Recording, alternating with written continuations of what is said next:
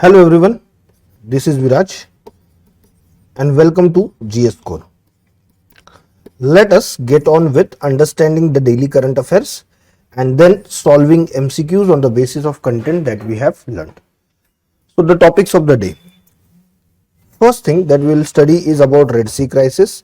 Then we will go through or understand Nilgir Jahr and issues related towards its ecological conservation. Then we have Tiangong space station, very important from the point of view China and otherwise also important from the point of view of space exploration. Alright, RBI's conduct with respect to Kotak Mahindra Bank, the action it has taken on Kotak Mahindra Bank is very important, and from that we will understand RBI's powers. And then we have Rural Electrification Corporation Limited. This particular company has taken green loan from Japan, and that is why it has become important. So let us first and foremost look at our premium article today, and that is Red Sea crisis. Now what is Red Sea crisis and who is causing them? First and foremost, let us look at the main actor. The main actor here is the Houthi community. Houthi community, what it did was it basically shot down a Reaper. Reaper basically is a drone of United States. So it shot down the Reaper drone with surface to air missile. Okay. And this basically happened near the area of Red Sea, where the Houthis are basically powerful, considered to be very powerful. Houthis are also causing problems to they are also causing problem to cargo ships which are traveling in the area of Red Sea.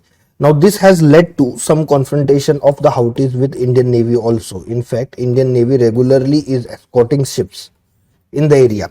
Not only Indian ships but also ships of other countries.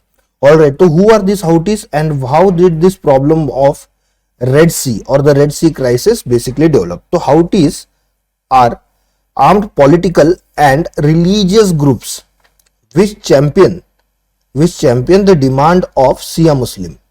Alright, within the Shia Muslims, they belong to Zaidi community, alright, which is basically a minority in Yemen,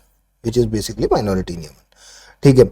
So what has happened in the recent years is that the Houthis have declared their allegiance to Iran, and as it is oriented towards Iran, it is also orienting itself towards the Hezbollah, which is a Shia militant group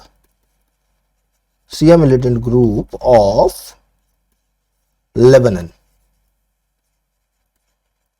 Alright, also its orientation is towards Hamas, which is fighting Israel at this point of time.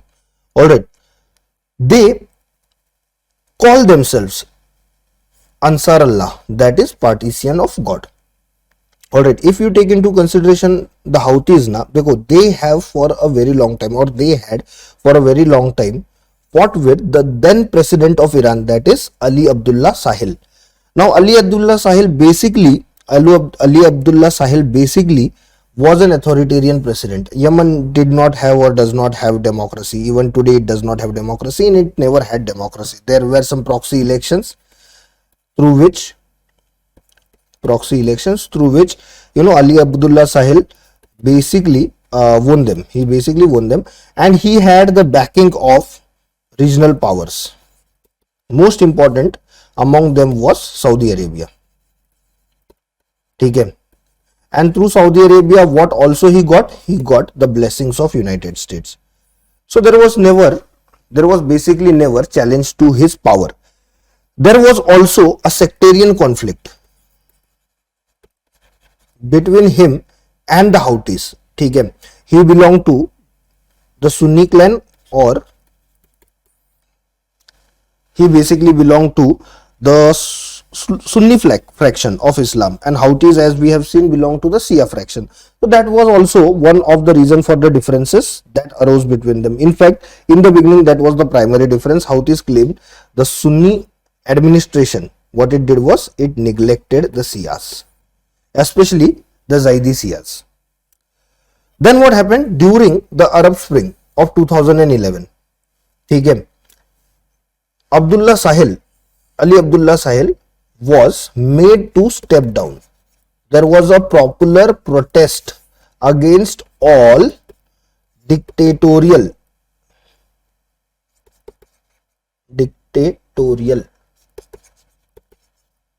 leaders in Middle East, or as we also called as West Asia. For India it is West Asia. Sorry, not West India, it is West Asia. I'm so sorry. So West Asia. Now what happened basically in this Arab Spring? So Arab Spring was a political protest that began in northern African country of Tunisia. Northern African country of Tunisia. It is also an Arab country. And from there basically the protest against the dictatorial regime. So even in Tunisia, it was against their president, the president of Tunisia at that time. And once this protest began against the president of Tunisia, it went into other countries, it went into all of the countries. But dictatorial leaders, somehow what they did was they kept themselves in powers, apart from few. Who were they? The dictator of Libya, that is Muammar Gaddafi. Then we also had the dictator of Tunisia itself, उन्हें तो छोड़ना ही पड़ा, and also Egypt.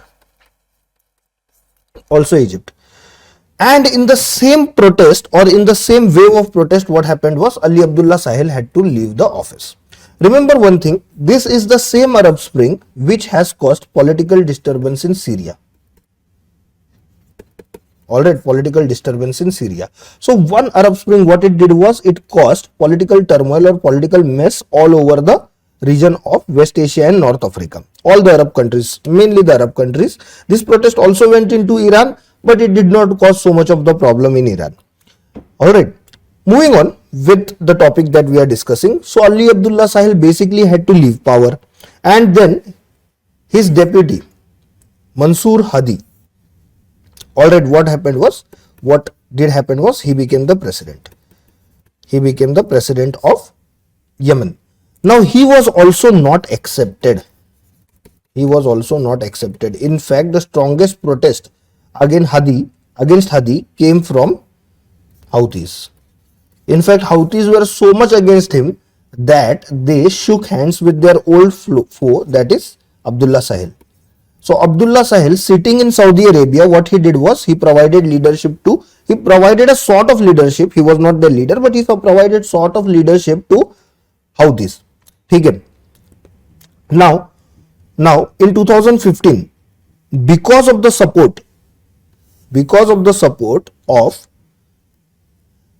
Sahel, and because there was a mess, basically a political, military, economic mess in Yemen, what happened was Houthis seized a large part of Western Yemen. Alright, and it basically led to Hadi fleeing the country. Hadi, once he ran away from the country. What resulted in it was Saudi Arabia started basically bombarding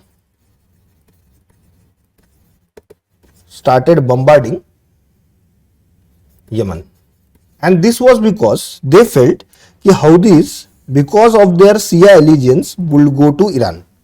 Alright, they basically will showcase their allegiance or orient themselves towards Iran, which they did not want. They did not want Yemen as such to go into the hand of Houthis. Alright.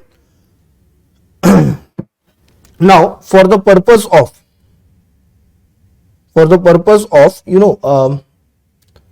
bringing peace back to the country, what Saudi Arabia is doing is, it is trying to provide a peace deal, and this peace deal in a way is brokered by UN. or it is mediated by Yemen. Okay. Till now, if you look into it, from 2011, when the civil war started in Yemen, or when the civil war basically became more aggressive after the Arab Spring, what we basically see is around 1,60,000 people getting killed in Yemen itself. Alright. And because of this, Yemen at this point of time, which was a flourishing country, I would say, not a rich country but flourishing country due to oil resources, it has been pushed back by decades. Okay. There are instances of starvation, there are instances of lawlessness, because effectively speaking there is no government as such in Yemen. Okay. There is a government, but its writ does not extend to the whole of the country. Alright, what is the current status of Houthis? So Houthis basically started this Red Sea crisis. Alright, and what is this Red Sea crisis? Basically, they will attack ships in Red Sea for ransom. Okay. And this they have done over the period of time. Alright. For the purpose of securing this region for navigation, navies around the world have started backing operations against the Houthis. Though the operations are not aggressive. If you look at the scale of operations, what do we notice? The scale of operation is only for the purpose of defense. As such, nobody is bombarding them. But they are trying to defend themselves. Navies are trying to defend the ships, and in that action, what happens is we see exchange of fire.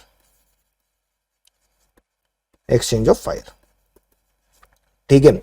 If there is a straightforward exchange of fire, Houthis tend to get defeated, or Houthis tend to get humbled. Why? Because the weapons that they are using are not sophisticated. Also, what do we see is their armed personnels are not that well trained. Though to an extent their training is sponsored by, or to an extent they are being, a part of this community is trained by Iran's revolutionary guards, Islamic revolutionary guards, but still we do not see that kind of confidence. Do not see that kind of confidence. Alright, so this was about Houthis. Let us now go to the question on them. Alright, consider the following. The Red Sea crisis is caused by blockage of navigational channel of Suez Canal. Absolutely not. This is not true. The first statement is not true. Okay. Suez Canal is not blocked. What has been done is ships traveling in Red Sea, especially near the coast of Yemen, those ships are targeted. Okay. Houthis is a political organization based on Sunni doctrine to free Yemen from foreign influence. Absolutely not. It is based on Shia doctrine, not Sunni. Which of the following statements are correct? None of the statements are correct. Our answer therefore will be D. Moving on, boys, to the second topic, and that is Nilgir Jahr. So Tamil Nadu government, what it has done is, it has conducted a survey on its state animal, that is Nilgir Jahr. And in this particular survey, IUCN representative was also available. Okay, IUCN basically is an international organization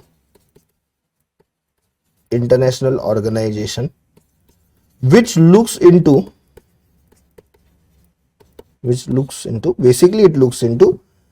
status of wildlife, whether they are extinct, whether they are vulnerable, whether they are close to vulnerable.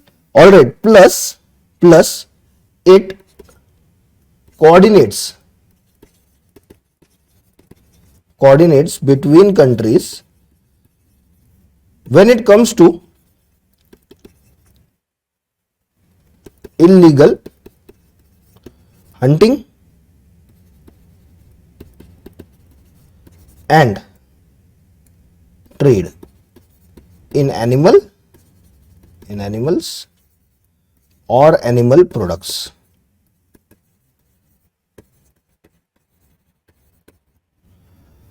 Alright, so Nilgiri Thar is endemic to India. Alright, it is the state animal of Tamil Nadu. Please remember this. It is basically closely related to ships. Alright, Nilgiri Thar has stocky body with short coarse fur and a bristly mane. Males are larger than female with respect to Nilgiri Thar, and basically a thar with darker color is considered to be matured. Alright. They are native of Nilgiri Hills. Now Nilgiri Hills are important because it is the place where Western and Eastern Ghats come together. Alright, Western and Eastern Ghats come together, and mainly what we see is it is at the confluence of three states, Tamil Nadu, Kerala and Karnataka. But when it comes to Nilgiri Thars, Tamil Nadu and Kerala are important, not Karnataka. So basically Nilgiris are spread over three states of Kerala, Tamil Nadu and Karnataka. But when it comes to Nilgiri Thar, it is Tamil Nadu and Karnataka, that is important. Okay. Thars basically live in open grasslands. Alright. That kind of grassland, that kind of ecosystem, where do we basically form, where we basically also find to an extent rainforest. Matlab an area adjacent to rainforest and grasslands.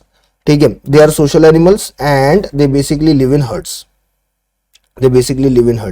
And the size of their herds can be as big as 100 to 150. They have been facing habitat loss, and the reason, now this is important from UPSC point of view, because of what have they been facing habitat loss? So basically it is because of overgrazing of domestic livestock, for example cows, buffaloes, that are domesticated by villagers, and spread of invasive plants, illegal hunting and climate change. So these are the reasons because of which what we see is Nilgiri Thars being exploited. Alright, according to the red list of IUCN, the red list is the list in which mention of animals with respect to their status, whether endangered, as we have just referred to, endangered or vulnerable or particularly vulnerable. That list is basically available. Alright, the population size of Nilgiri Thars is 1800 to 2000 individual, which basically is very low. And hence these animals are categorized as endangered. It has also been observed that not only their population is less, but it is with time decreasing. Alright, it is with time decreasing. Now let us move on to the question on Nilgiri Thars. Consider the following statements with respect to Nilgiri Thars. They are closely related to ships, then to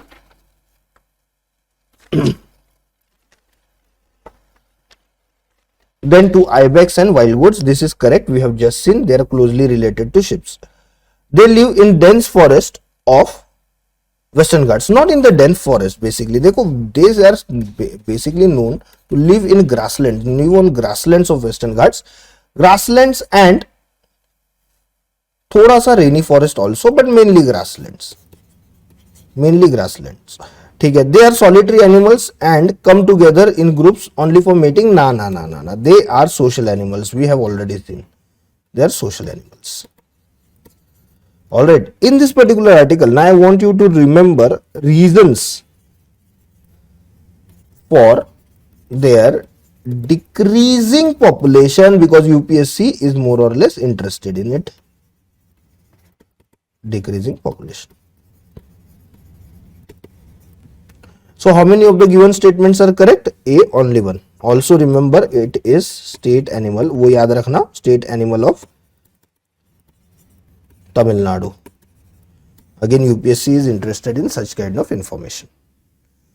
Now let us talk about Tiangong space station. So what China has done is, it has launched 3 astronauts into Tiangong space station, and name of this mission is Shenzhou 18. Name of this mission basically is Shenzhou 18. ठीक है, तो थोड़ा सा information with respect to Tiangong space station is necessary. देखो, at this point of time there are only 2 space stations that are operational.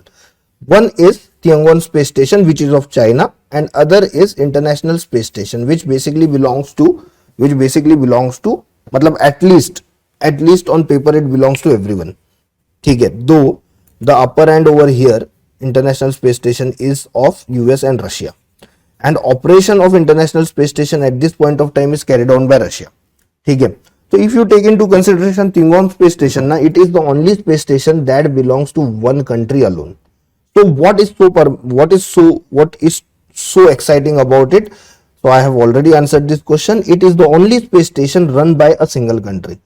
Alright, so what UPSC may ask you from Tiangong space station, or what UPSC may ask you on Tiangong space station? First is, it may just provide you the term Tiangong and ask you what it is. Other than that, let us see. So it is China's ambitious project aimed at establishing permanent human presence in space. So there will always be a human, ठीक है, and because China is doing it, obviously it will be a Chinese human, Chinese man or woman in space. When was it launched? It was launched in April 2021. All right. Its core module, that is Tianhe, was first launched, and after that what was done was slowly and steadily build up was carried out with respect to Tiangong. What does it consist of? So it consists of modular space station, first and foremost, matlab a livable space station, which is capable of hosting astronaut, which is also capable of conducting scientific experiments and serving as a platform for international collaboration. Siddhi, even if it belongs only to China, obviously China will not say no. If research orientation of Tiangong space station has to be done in collaboration with other countries. देखो, China has improved upon its space technology, but still it is behind when it comes to what US, or for that matter even Russia, has to offer for the purpose of space exploration. So China is open to collaboration with other countries also. In fact, the latest news obviously is Elon Musk traveling to China, and one of the reasons for it is space exploration. One of the reasons for it is, of course, space exploration.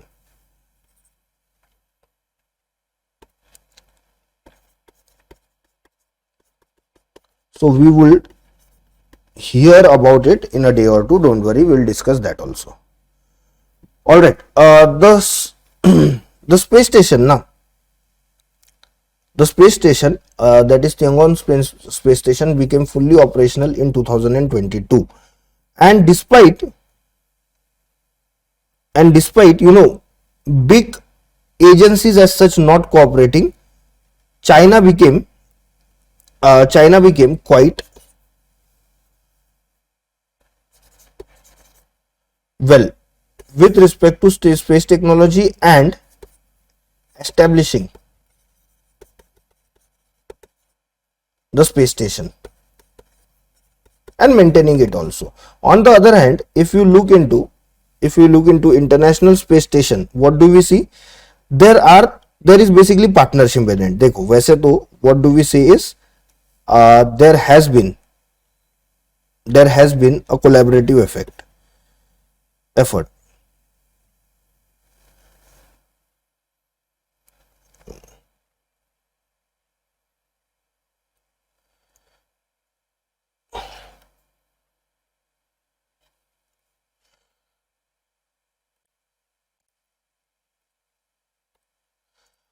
So let us now look into the second news, and that is Tiangong space station. ठीक है. Now Tiangong space station basically is built by China and it is operated by China. All right. Why is it in news? The reason for that is 3 astronauts were basically sent to Tiangong space station through Shenzhou 18 mission.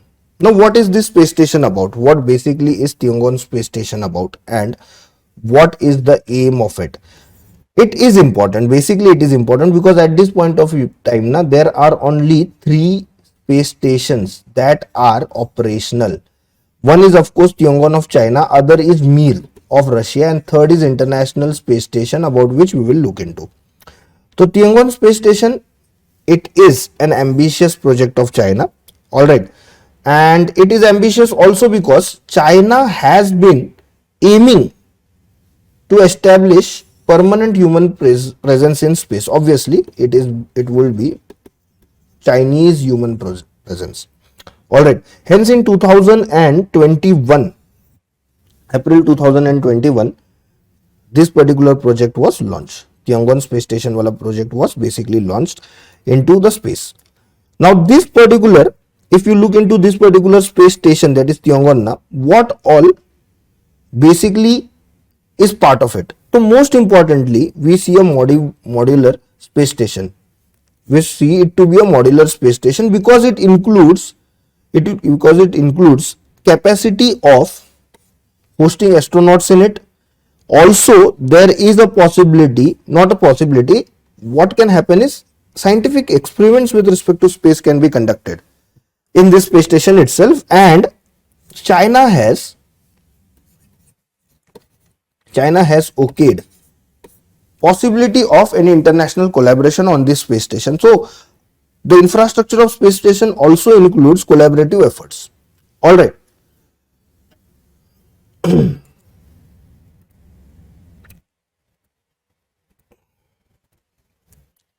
With respect to the space station itself, as I told you, it is the third permanent space station in the orbit. We see International Space Station and Russia's Mir. All right. What we also see is China was not made the part of International Space Station, and that was also the reason that it went on its own.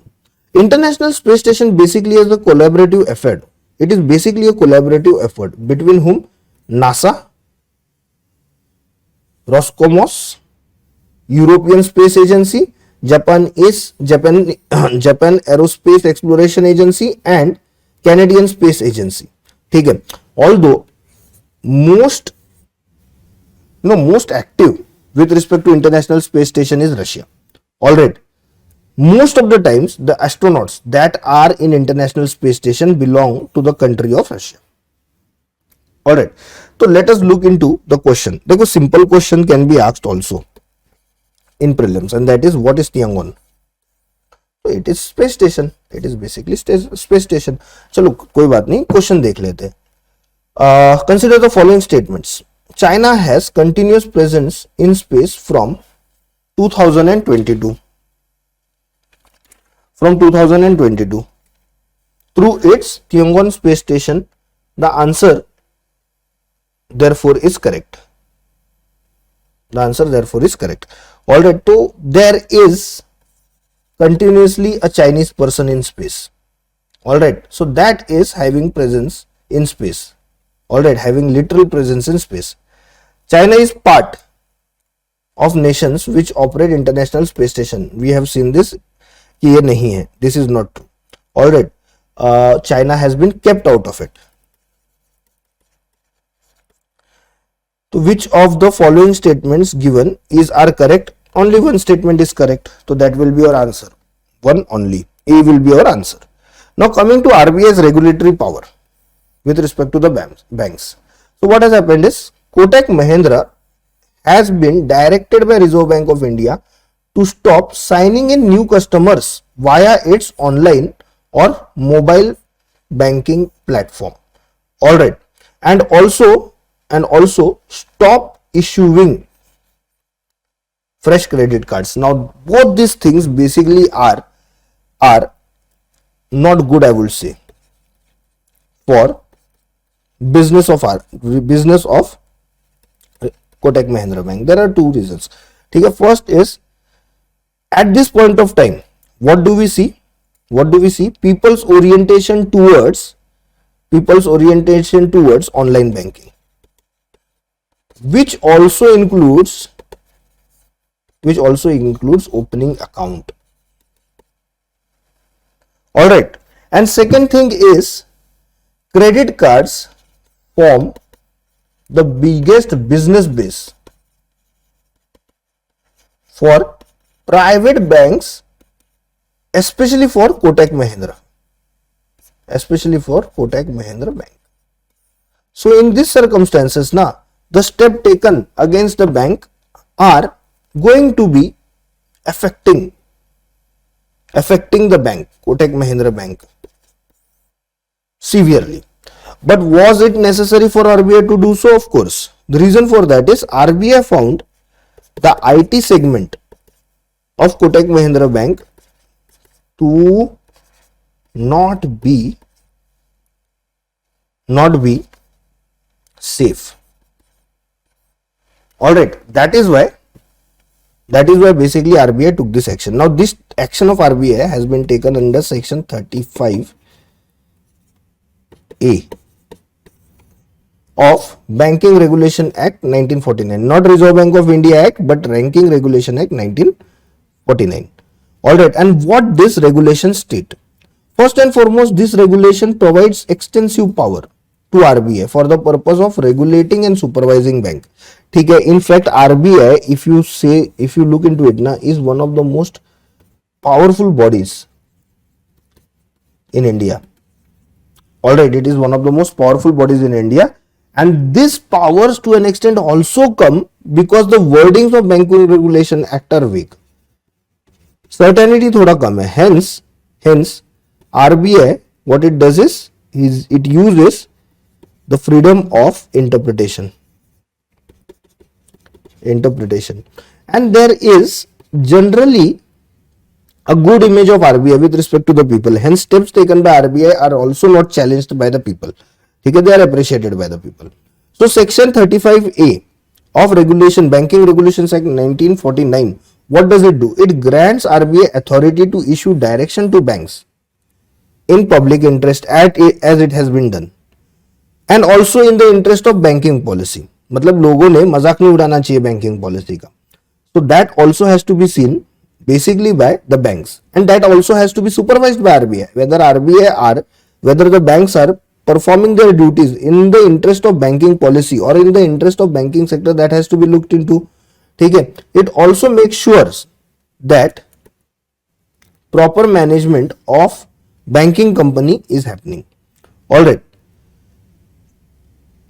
The direction given under 35A to the banks are binding. Remember this, they are not just advisory, they are binding.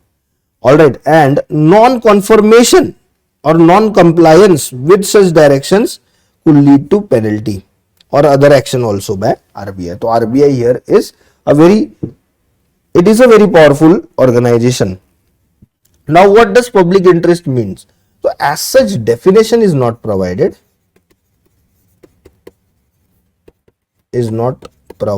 but interpretation of public interest, what does it lead to?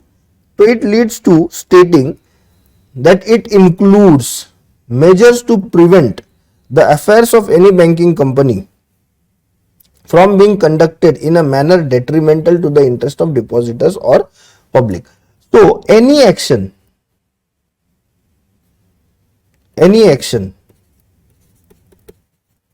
that is taken for protecting depositors in particular and you can say general population of the country, general economy of the country, not just population, economy of the country. All right, they are called actions to be taken in public interest. All right, with respect to in interest of banking policy, what does it mean? Because that is also eligibility criteria for RBI providing advisory to banks under article or under section 35A of Banking Regulations Act.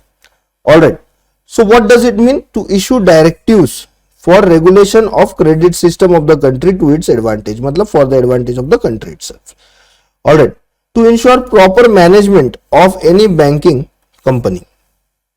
What it basically does is it enables RBI to ensure that banks are managed efficiently in accordance with established norms to safeguard depositors' interest and maintain financial stability.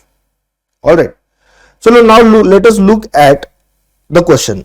Which of the following grounds are under which of the following grounds are powers of RBI provided to give directions to the banks? Okay. So under which grounds can